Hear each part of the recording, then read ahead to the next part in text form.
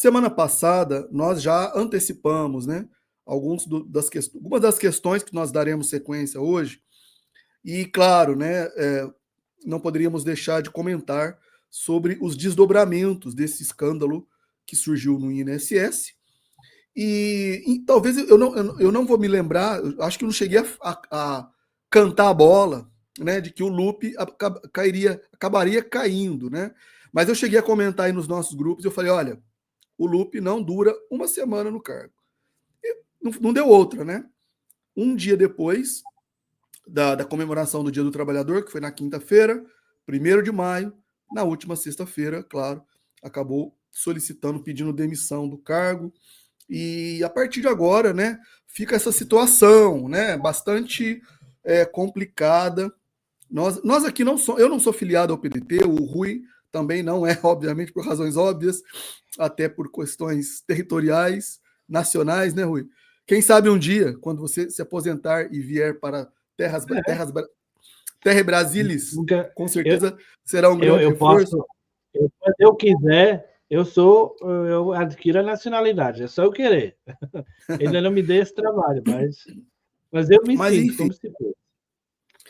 e assim como o Rui se sente brasileiro, nós nos sentimos também parte, né, de um movimento, que é esse movimento trabalhista, desenvolvimentista, cirista, pedetista, querendo ou não, nós temos a nossa proximidade, né, com o PDT, seja por questões pessoais, partidárias, ideológicas, e como vocês já sabem, já nos acompanham por aqui, o ideal, os ideais, né, que nós defendemos aqui no canal é justamente esse, de levar o PND, sobretudo para aquelas pessoas que não ainda conhecem ou não se familiarizaram, ou de alguma forma ainda não se envolveram diretamente com o PND.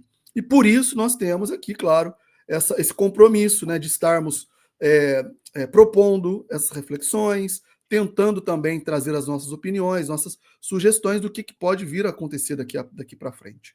Né? Então, nós estamos passando por esse momento muito importante, é um momento de união também, que nós devemos todos aí nos unirmos, né, para que a gente pense junto, fortaleça, continuemos fortalecendo o nome do Ciro, porque eu acho que esse propósito, né, Rui, eu acho que ele não muda, né, independente do que esteja acontecendo, né, claro que existirão reflexos, nós vamos falar sobre isso, mas nós temos o dever da esperança, sonhamos com um Brasil melhor, estamos na luta por um país melhor e consideramos ainda que o Ciro é o melhor nome para representar esses ideais. Ainda não é candidato, né? Nós sabemos disso também, ainda está nessa situação ainda um pouco indefinida, mas aí, mais uma vez, reforça o nosso papel aqui, né? No nosso canal, nos grupos que nós participamos, no PND, de buscarmos fortalecer o nome do Ciro, de chamá-lo para a coerência. Eu tenho certeza que, cedo ou tarde, esse assunto ainda vai ter que ser melhor debatido, né? E o Ciro vai ter que lidar com isso, evidentemente. Agora, nós precisamos também estarmos preparados para isso. E é por isso que nós estamos aqui hoje, né, Rui? E antes de prosseguirem com esse vídeo, curtam e compartilhem esse corte e venham participar conosco todos os domingos às 19 horas da nossa live Conexão Progressista. Participe conosco do bate-papo ao vivo, torne-se membros e vamos levar o PND para as pessoas que querem um Brasil melhor. Com certeza. Bom, foi um desfecho muito triste para o Brasil, o que aconteceu essa semana, porque um desfecho triste para o PDT, ou para o Lupe, é também um desfecho triste para o Brasil. Eu não sei se já tive a oportunidade de falar aqui nos nossos programas, que eu considero que o Brasil não vive em democracia plena, vive numa ditadura de mercado, e a resistência são as ideias do Ciro Gomes, são as ideias do PLD. É o ideal trabalhista desenvolvimentista. Não há outra resistência possível nesse momento, não há outra alternativa. E por que é que eu considero que existe uma ditadura de mercado? Porque eleição após eleição para presidente, essencialmente para presidente, se vem verificando que as opções, o povo tem que votar sempre no menos ruim, e está sempre votando entre qual o neoliberal mais escroto que eu não quero votar e então eu vou votar no outro, né?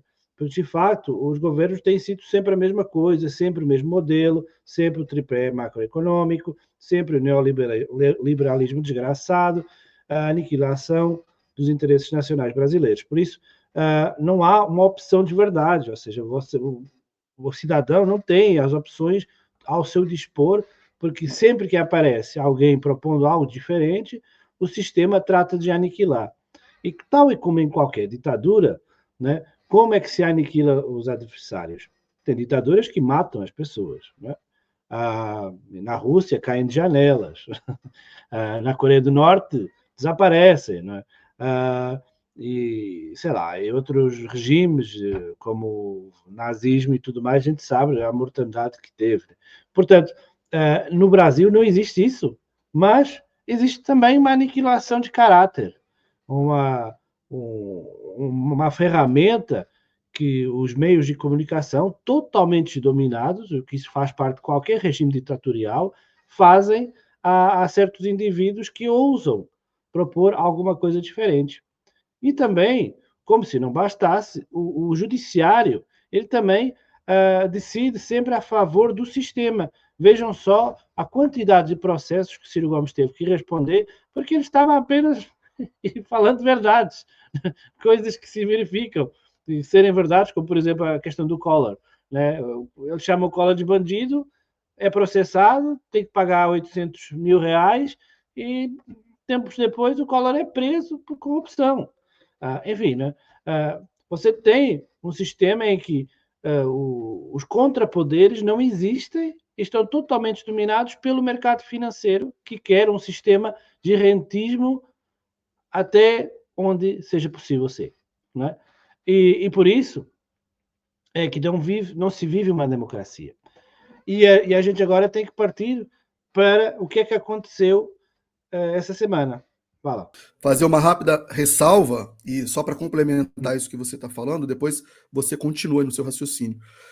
Esse é um dilema e esse é um problema, e eu tenho tentado me inteirar um pouco mais sobre isso, tenho estudado um pouco mais sobre isso, que não afeta só o Brasil, tá? É um problema, de uma certa maneira, do Ocidente, de um modo geral.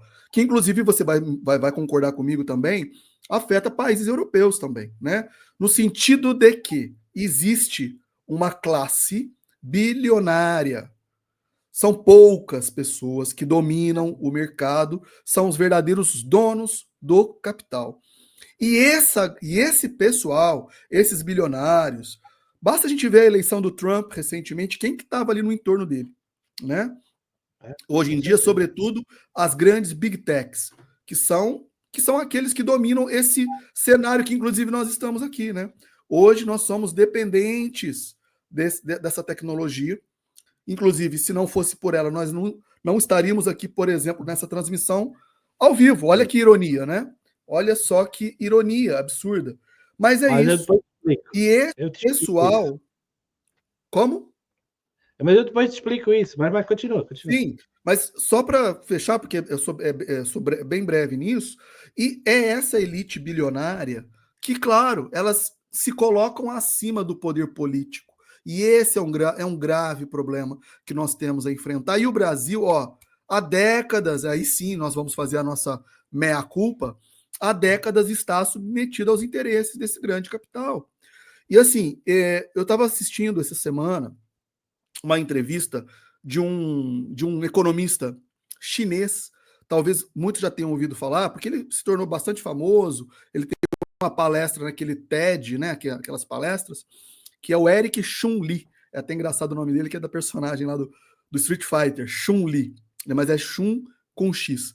E ele afirma isso, fazendo um comparativo, né, do governo chinês, da República da China, né, a forma como se lida com o poder na China, e que eles não deixam, pelo menos eles têm mecanismos muito mais eficazes, né, para evitar que essa oligarquia, que esses oligarcas, que esses bilionários tomem conta do poder. E aí ele fala, olha, vocês vivem numa democracia, e é justamente o ponto que você está falando aí. Que democracia é essa que deixa o poder político, deixa o poder público entregue, né, e e, digamos, refém, né, submetida ao capital. Aqui na China, pelo menos, claro, deve ter ali também as suas exceções, mas lá muito menos que isso, muito menor do que isso. Pois bem, verdade, né? Que democracia é essa? É uma democracia muito ilusória. E por quê? Porque eles deixam que, de fato, existam pessoas que falem livremente, não é? Nós estamos aqui livremente, não, você nem eu estou com medo aqui de chegar a polícia e me prender porque eu estou falando. E só isso já chega para muita gente dizer que se vive em democracia. Mas, na verdade, isso é muito ilusório, porque a gente não está falando com o mesmo alcance que tem os outros, que defendem, por exemplo, o sistema aí no Brasil. Ele, através do algoritmo, através da pesada grana, né, que vem do sistema financeiro, tem um alcance milhares de vezes superior ao que tem outras forças que sejam dissidentes desse modelo de governação ou desse sistema económico que domina. Por isso, não são nunca armas equilibradas. Por isso eles dizem assim, não, tudo bem, você pode falar o que você quiser, só não vai ser ouvido por ninguém. Não é?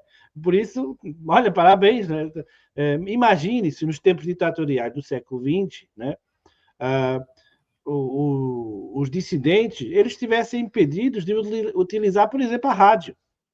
Coisa que era sempre, tinha sempre as rádios amadores, que eram uma ferramenta para quebrar o sistema, para aumentar os dissidentes, né? Era através disso que se fazia, através das rádios amadoras, que se fizeram muitos movimentos de revolução em muitos países, né? Aqui em Portugal foi, e aí também terá sido, certamente. Então, o que existe agora é que você já não tem outro modo de tentar combater. Você tem que combater com as regras que eles te dão. E as regras que eles te dão são completamente desiguais e você não tem outra. Porque já ninguém está ouvindo rádio, enviar cartas por escrito para ninguém não adianta, você só tem internet e vai ter sempre um algoritmo altamente prejudicado. Por isso, para ganhar essa guerra contra um sistema, você tem que jogar o jogo deles, no sentido dos meios de comunicação, não é?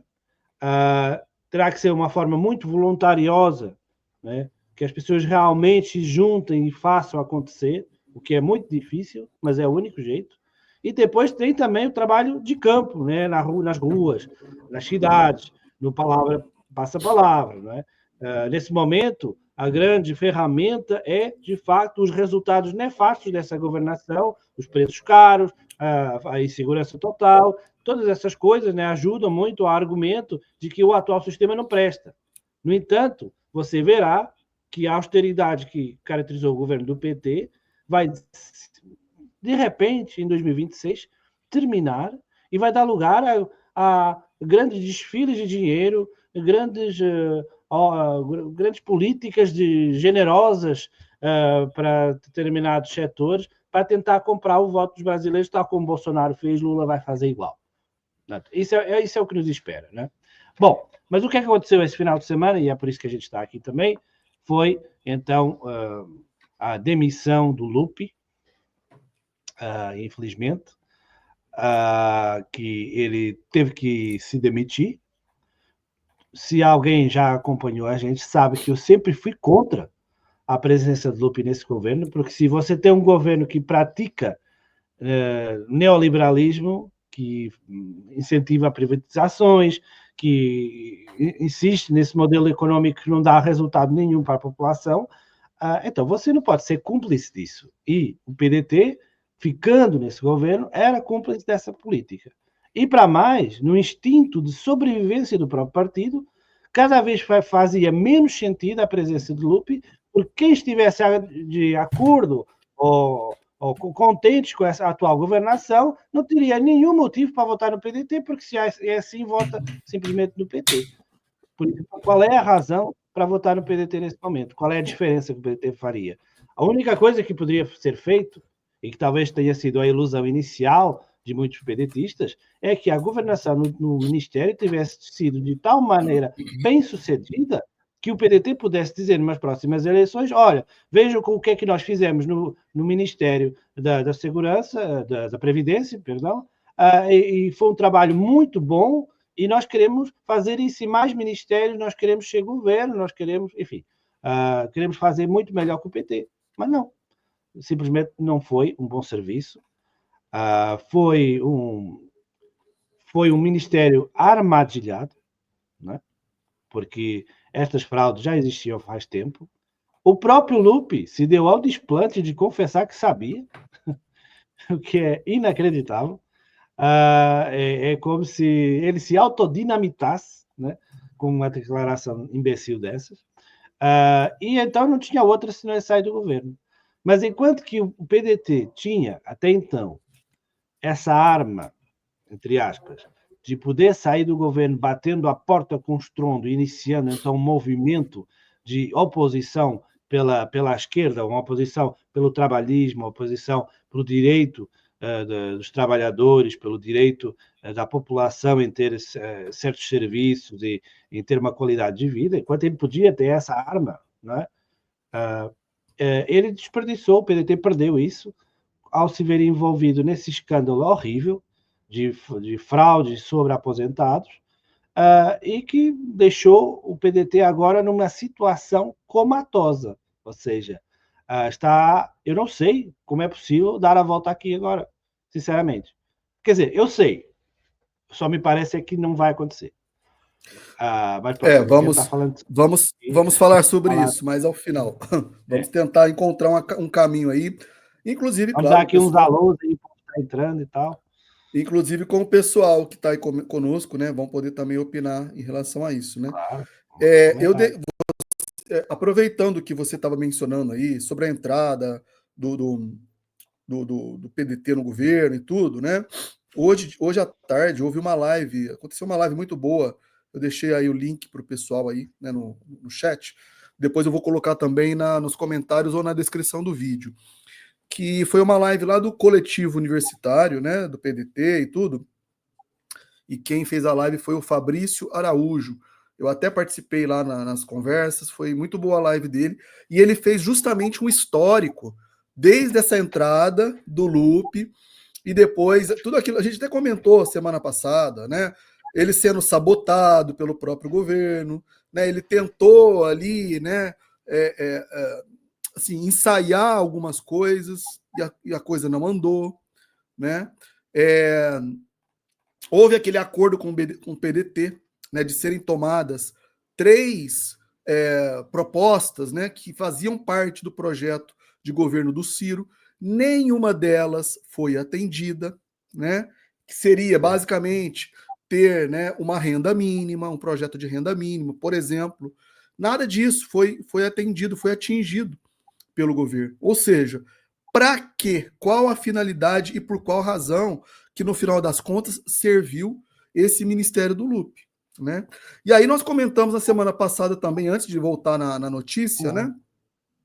Que a pasta da Previdência, por si só, é uma pasta problemática, né? Eu não vi ninguém comentando isso agora, tem algumas especulações, né? Por que deixaram agora como ministro um outro membro do PDT?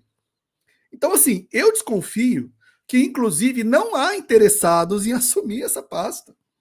Né? Eles estão falando aí, não, porque o governo quis manter ainda um indicado do PDT para não melindrar o partido, para manter ele na base, aquela coisa toda. Tem várias teorias aí, né? Tem uma teoria absurda que nós vamos comentar hoje também, dizendo que foi uma articulação do Ciro para ele se viabilizar. Olha, tá se falando de tudo. Mas tem um detalhe que ninguém está comentando. Essa pasta da Previdência, proporcionalmente à sua importância, porque ninguém vai duvidar da importância, né, da Previdência, do interesse dos aposentados, dos valores que são envolvidos nessa pasta, coisa de 1 trilhão, né, em arrecadação, é uma pasta problemática. E tá aí um exemplo, né? Assim, não é surpresa, não é, de uma certa forma, não é nenhuma surpresa o que aconteceu, né? Porque ela é muito vulnerável. Com certeza, e nós já sabemos, né? Há muito tempo já vinha sendo atingida por por essa fraude, por esses roubos que aconteceram, né? E conforme eu coloquei aqui, eu vou voltar aqui para essa manchete aqui da Veja, né? É da Veja mesmo? Não, da Folha. É um editorial da Folha que saiu ontem. É um escândalo que não vai se encerrar agora. Não é algo que vai, saiu o loop, beleza, tá resolvido. Não vai, isso ainda pode gerar uma CPI, porque parece que já estão articulando para uma CPI, né? Vai ficar aquele jogo de empurra, nós comentamos isso também na live passada. Isso veio lá do governo Bolsonaro. Isso beneficiou correligionários, apoiadores do Bolsonaro, porque parece que surgiu também uma notícia de que um dos beneficiários aí desses roubos acabou investindo na campanha lá de candidatos do Bolsonaro. Aí o pessoal do Bolsonaro vai querer colar isso no governo Lula para dizer que é um governo, como sempre, caracterizado pela corrupção. E aí é o ponto que nos interessa, né? O ponto que nos interessa, que é o mais importante, é como isso irá impactar no PDT, né? Que isso pode ser uma pá de cal no partido, né? Não há dúvida disso. E, claro, numa possível campanha, numa possível nova candidatura do Ciro, né? Que para nós essa é a maior preocupação mesmo. Embora nós vamos discutir isso daqui, né? Pode ser que a postura do Ciro desde o início seja o seu grande trunfo, né? Porque sabemos o Ciro desde o início ele criticou essa entrada no governo, manteve o tom crítico e as denúncias ao longo de todos esses últimos meses, né? Então, existem caminhos para o Ciro. Agora, a questão é, esses caminhos serão trilhados a partir de onde? Do próprio PDT? E aí vai ter que fazer o que com o PDT? Será em outro partido? Tem havido também especulações sobre isso? Então, nós temos nesse momento várias perguntas que nós vamos precisar, então, refletir sobre elas, né, Rui? Bom, me parece evidente que nós estamos num processo em que o PT está querendo comer o PDT, ou seja, quer assimilar o PDT e fazer com que ele não exista mais. Através de captar seus principais dirigentes ou então levá-lo à insignificância eleitoral. Por quê? Porque a única personalidade que parece que está fora do sistema é realmente o Ciro Gomes. Qualquer pessoa entende isso, até os caras do PT e dos bolsonaristas. Eles sabem que o Ciro é aquele cara que está ali, que pode quebrar a polarização. É o único possível, as pesquisas demonstram isso. E então, se você tirar o partido do Ciro Gomes, está resolvido. Né? Pelo menos é isso que o PT acha. Né? Por isso por isso foi o que aconteceu no Ceará, né? Que você vê um movimento de bandada de muitos quadros do PT, do PDT, embora não tenham ido todos para o PT, mas acho que se o PT recebesse eles iriam. Como não foram aceitos todos, foram para outros, né? Mas houve uma debandada muito grande, isso resultou numa derrota cachapante em Fortaleza, por exemplo. Mas isso se vê, por exemplo, agora na substituição do Lupe por outro dirigente do PDT. Ou seja, o PT ele não quer ver o PDT na oposição contra ele. Se ele quisesse, não, era muito fácil, né? Bastava o Lula demitir o Lupe com uma declaração assim, tremendamente forte contra ele. E não foi isso que aconteceu. O Lupe se sentiu na obrigação de se demitir. Né? Mas eu também não estava a favor que ele se mantivesse, mas eu só estou dizendo que não é do interesse, me parece lógico, do interesse do PT em ver o PDT na oposição, em ver o PDT ter que apoiar o Ciro Gomes para sobreviver. Eles não querem isso, eles querem que o PDT continue ali, bem juntinho, bem sossegadinho, apoiando o PT. Pronto, é isso que eles querem, até que o PDT seja insignificante e irrelevante e já não precise mais dele para nada. Isso aconteceu já com muitos outros partidos, né? Vejam lá o que aconteceu com a Rede, o que aconteceu com o PV, o que aconteceu com... e que vai acontecer também com o PSOL, provavelmente, né? Portanto, isso aí é inevitável, né? O sistema eleitoral brasileiro vai caminhar para uma americanização do Norte, ou seja, vai ter dois partidos, o Partido Democrata, que seria o PT, e o Partido Republicano, que será o PL, ou sei lá, uma coisa assim desse jeito, né? Bom, ainda não estamos nessa fase, mas é para lá que caminha. Só que o processo de destruição da esquerda é muito mais acelerado. Por quê? Porque o sistema não quer aqueles ideais, não quer rico pagando imposto, não quer distribuição de renda para pobre, que é tudo lá muito concentradinho nos caras, quer o sistema rentista, o máximo que der, até que o Brasil quebre, né? Então, é isso que eles querem. Por isso, os ideais da esquerda são completamente nefastos e até virou palavrão. Bom, e então, o Lupi foi substituído, eleito por um desses caras vendidos, né? Como é que é o nome dele? Wilson? Volney. Como é que é? Volney. Hã? Volney. Volney. Né? Oh, nome lindo. Me desculpe se alguém está aí na live que se chama Volney, mas pelo amor de Deus. Bom, enfim. E então, esse traíra aí, né, vai ficar lá fazendo os favores do governo e aguentando o barco enquanto aquilo não explode e vão botar o Lupi para Cristo. Mas a gente tem que dizer, Lupi, você fez por merecer. Você fez por merecer. Não só você nem devia ter entrado nesse governo, como você já devia ter saído desse governo, e você esperou ficar até o ponto em que eles puderam te chutar. Parabéns, Lupi. Parabéns.